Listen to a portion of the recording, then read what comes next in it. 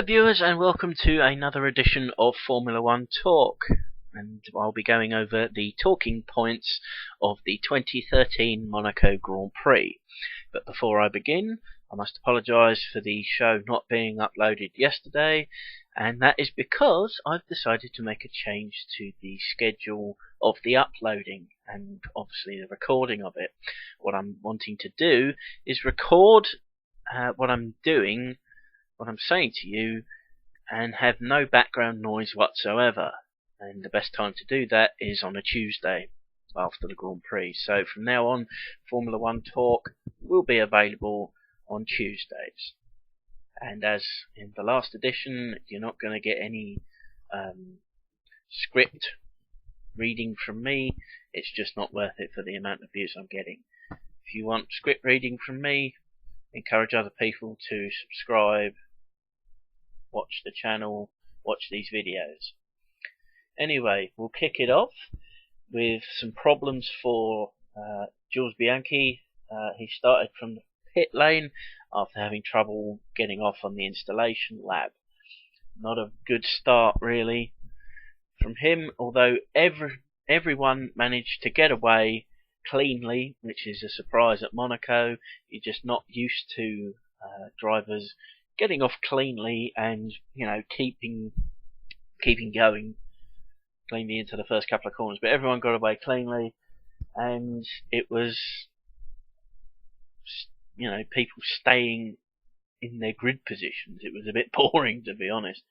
And yet again, Monaco comes out with the worst race of the season so far for passing and things like that. But that's Monaco. I'll come back to that a little bit later on.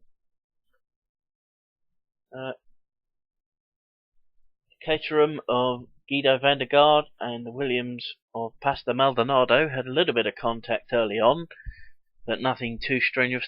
However, they both did have to come in for wing changes. That ruined both teams' races and ruined van der Garde's chances, I think, of getting a point. He finished in 13th, I do believe, but bit unlucky. And then Adrian Sutil and Jenson Button had a little bit of a coming together. Jenson Button again not having the best of times, his teammate having a lot more success at the moment, and I'll come back to Perez in a few moments time. Charles Pic had to retire due to what looked like engine failure. Not 100% sure if that was the case, and that was really all that was going on. We were just seeing a procession with the two Mercedes out in front, two Red Bulls, third and fourth, and it was just boring. I know I keep saying that, but the Monaco Grand Prix, yes, the location is spectacular. The occasion is the best occasion in the calendar. But as for the race, it's absolutely pathetically boring. You don't get any passes, or hardly any passes. And my next talking point is Maldonado and Jules Bianchi having a little bit of a tussle in the chicane, or in the tunnel of the chicane, lap 24. And my next talking point, the first overtake. We didn't get the first overtake all race until lap 26 when Paul di Resta passed Felipe Massa. I'm able to give you that detail in that much detail because it was a major thing that happened in the race. We got an overtake, and it was up to the two Force Indias, or at least we thought it was up to the two Force Indias, that were going to give us these overtakes. What a complete and total bore fest, as I keep saying. It's lucky that the BBC decided to make this one of their highlighted races rather than one of their live races, because the next talking point I had for you is Felipe Massa crashes out in exactly the same place he crashed in free practice just after Saint-Devote. He went into the barriers, he then crashed into the little off section, but it left a lot of debris on the track, and this brought out the first safety car of the season on lap 31.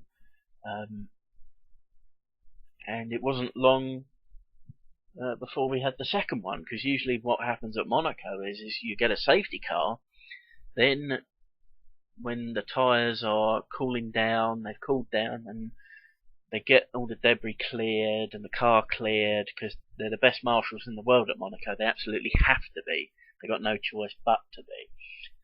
But usually what happens is there's another safety car within 5 to 10 laps, and that's exactly what happened. Just Bianchi, bad luck continued. He smashed into Maldonado, causing a red flag. This delayed the race, but luckily for us paupers that have to watch this on the BBC and not Sky, there's another moan there about Sky, but that's what brought out a red flag. The BBC just cut to the next start behind the safety car, and we started again. But the safety car caused Lewis Hamilton to drop 2 places to the 2 Red Bulls, but we weren't getting any action on track. Apart from, thankfully, Adrian Sutil having a good couple of passes on Jenson Button and Fernando Alonso. Not many drivers can say that they passed 2 world champions in 2 or 3 laps. I mean, it was a good performance by Sutil. Romain Grosjean and Daniel Ricciardo had contact out of the tunnel. They went down the escape road just to the right of the chicane. Everyone knows what chicane I'm talking about. And, it was unlucky for the pair of them. They were doing quite well.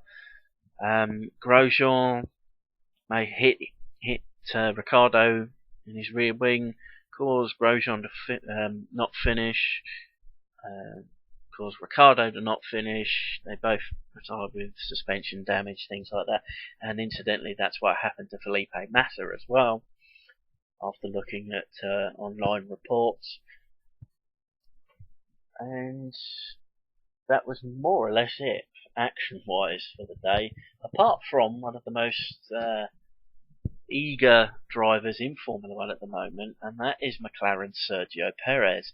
The young Mexican is wanting to, do his best for his new employers. At the very start of the season, the first couple of races at the very least, he wasn't being the Sergio Perez of old.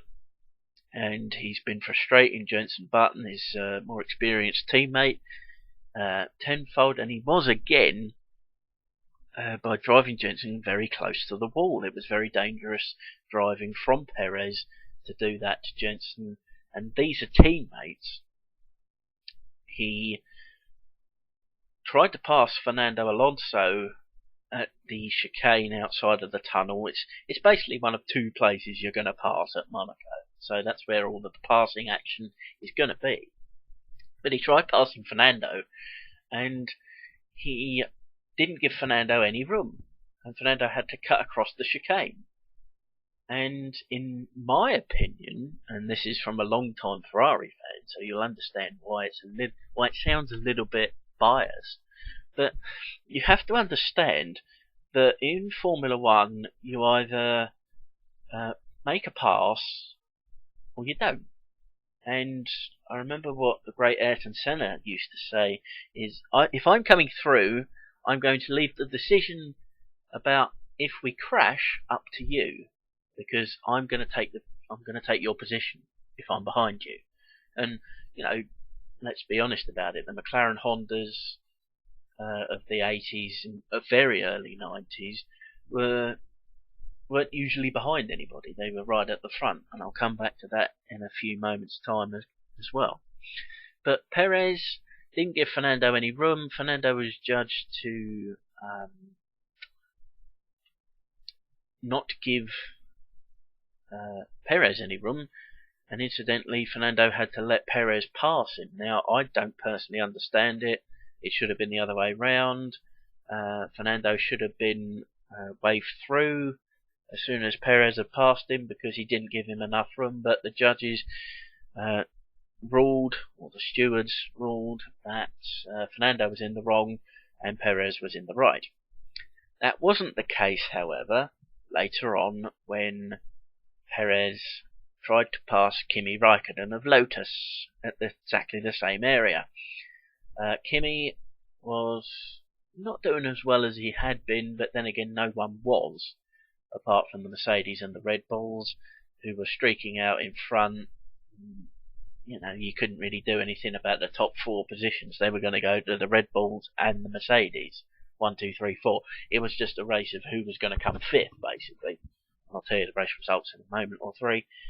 But Kimi wouldn't let Sergio have a go at him. Sergio tried to pass him, but then Kimi just said, "Get away from me, you young upstart. I'm the former world champion here. You're just a wannabe," and wouldn't let him pass, and made a jerky type maneuver with his car, which made Sergio crash into the barriers. Now, whether you say that's dangerous driving from Kimi and or Perez, it's dangerous driving nonetheless.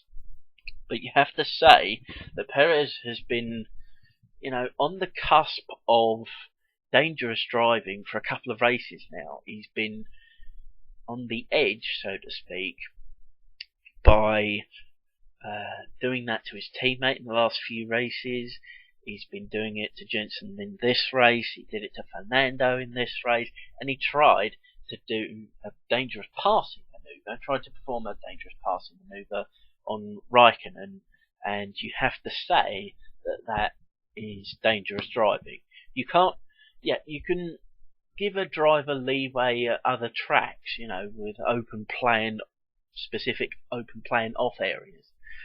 But there's only 2 locations where you're going to be able to do that at Monaco, and yes, alright, it was one of these areas, but it was still very, very dangerous driving from Perez.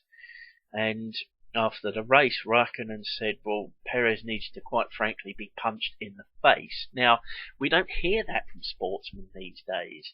They're all like, goody goody, oh, he did well, I'm disappointed in his performance. Kimi Raikkonen is an old-fashioned racing driver, and I'm very happy to say that, because in the old days of Nelson Piquet and Riccardo Patrese, they would have a go at each other, and that's what we need more of. We need a driver that can look at you and want to take your lights out because you cost him a points paying position, or in this case nearly took him out of the race altogether. Very dangerous. But speaking of the dangerous driving, Romain Grosjean has been given a 10-place grid drop for Canada next time out because of his smash with Daniel Ricciardo. But Renault boss Eric Boullier has said that he's going to speak to Romain about this, which basically means last chance, in my opinion. Romain Grosjean of France, you've got one more chance. You make another smash like this, like you did 2 or 3 last season. You give one more smash like this, and you are out of Formula One forever, basically. And, one more chance, I think, for him. I think Jules Bianchi was a bit unlucky today, as was obviously Pastor Maldonado. The unluckiest driver, I think, was actually Lewis Hamilton. He had said that the pace up front was too slow, as did a lot of the drivers, because of the tyre wear and things like that. The pace of the front runners, the very front runners, we're talking about Rosberg and the 2 Red Bulls, was exceptionally slow. I mean, earlier on, we saw fastest laps from Van der Garde and Charles Pic and things like that. It was absolutely stupid. We were getting cars bunched up, and fastest laps were coming from the bottom 4 teams. And speaking of the bottom 4 teams, I have to make a special mention for Jean-Eric Vergne, who had a tremendous race. He has really been improving this year, and that's unusual for me to say with regards to what Jean-Eric's been doing this past season and a bit that we've been watching him. But major improvement for Jean-Eric. And Red Bull have to be thinking now, well, hang on a minute, if Webber's going to be leaving at the end of this season, do we take on Kimi Raikkonen, which the rumour mill would have us believe that Raikkonen is taking Webber's place at Red Bull next season, 2014 onwards, or do we take a chance with the youngster like we did with Sebastian? That's a question that needs to be answered at the Red Bull camp. Basically, it all needs to be answered with either the yes or no question to the departure of Mark Webber, or, certain factors obviously factor into it. So, on with the race results. First place, Nico Rosberg, with basically a lights to flag victory. And second place, Sebastian Vettel. Third for Mark Webber. Fourth for Lewis Hamilton. As I say, the first four positions are always going to be that in some form or another, but Rosberg absolutely dominated his performance. 30 years to the day where his dad did it. Adrian Sutil 5th, brilliant performance. 6th for Jenson Button. 7th for Fernando Alonso. Jean-Eric Vergne 8th. Paul di Resta 9th. And Kimi Raikkonen 10th. On to the driver's standings now, and top, as you might expect, is Sebastian Vettel. He's on 107. Kimi Raikkonen 2nd on 86. Fernando Alonso 3rd on 78. Lewis Hamilton 4th on 62. Mark Webber 5th on 57. Rosberg on 47 after that win. Massa on 7. He's 7th on 45. Paul di Resta 8th on 28. Grosjean with a DNF, he's still in 9th on 26, and Button in 10th on 25. On to the constructors' standings now, and Red Bull on 164, Ferrari 2nd on 123, Lotus 3 on 112, Mercedes 4th on 109, Force India 5th on 44, McLaren 6th 37, Toro Rosso are in 7th on 12, and Sauber are 8th on 5 points, with Williams, Marussia and Caterham yet to score. So what conclusions can we draw from this Grand Prix? The first conclusion is this: get Monaco off the calendar, even though it's never going to happen. Monaco is just going to be on the Formula 1 calendar, until Monaco is destroyed. And it won't be destroyed. It's a principality that brings in the most cash, the most celebrities. I mean, Leonardo DiCaprio and Cameron Diaz were there, for heaven's sake. They're never at races. David Hasselhoff as well, Alright, not as big a celebrity, but if you think about it in terms of Europe, he is. But Monaco will always and forever host a Grand Prix, and that's unfortunate for us. It's not as exciting as other races, and either the streets need to be widened or something else needs to be done. But boring race, basically a procession, and that's what Monaco is, and what Monaco has been for, well, as long as I've been watching it. There was a couple of exceptions, but that was due to unbelievable circumstances. I'm talking about Olivier Panis's win in '96, so not the best race, not the most exciting race, but easily the worst race this year so far. Another conclusion we can draw is, as I said, Jean-Eric Vergne. Bigger teams need to be looking at him and going, gotta think about him now. Got to think about him. Sergio Perez, yes, he's taking too many chances to impress his new bosses at McLaren. Does he begin to take a step back? Romain Grosjean, as I say, is his career in jeopardy? I think so. What do you think? What do you viewers think? Should Romain Grosjean be booted out of Formula 1? I'll ask that again at the end. McLaren's problems are still continuing. They're nowhere near where they should be. And quite frankly, Jenson Button is beginning to be outpaced by Sergio Perez, and that has to frustrate Jenson. McLaren have signed a deal with Honda for their engines for 2015 onwards, so the return of a once great power in Formula 1 is back. There's all sorts of rumours with regards to engine deals for next season onwards.